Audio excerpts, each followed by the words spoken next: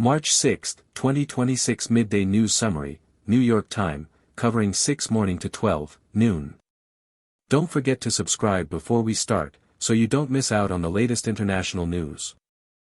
News 1, ECB holds rates, cuts inflation forecast. The European Central Bank kept its key deposit rate at 3.75% but revised its 2026 inflation forecast down to 1.9%, signaling a high probability of a rate cut in April.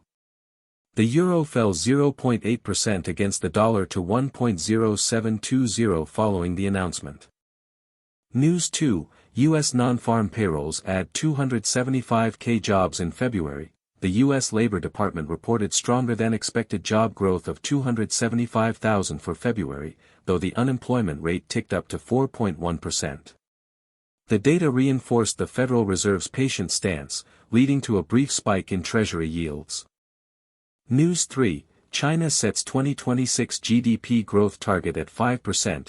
Premier Li Qiang announced a GDP growth target of around 5% for 2026 during the National People's Congress, pledging more fiscal stimulus to bolster the economy.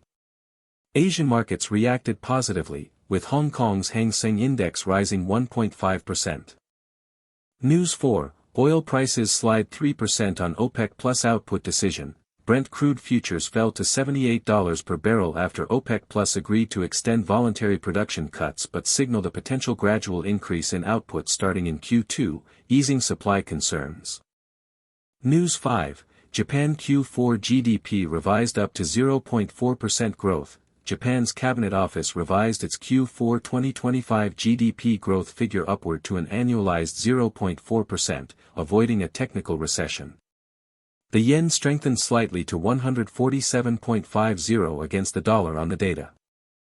News 6, UK and EU reach deal on financial services. The UK and European Union finalised a long-awaited Memorandum of Understanding on financial services cooperation, enhancing regulatory dialogue and providing stability for cross-border finance.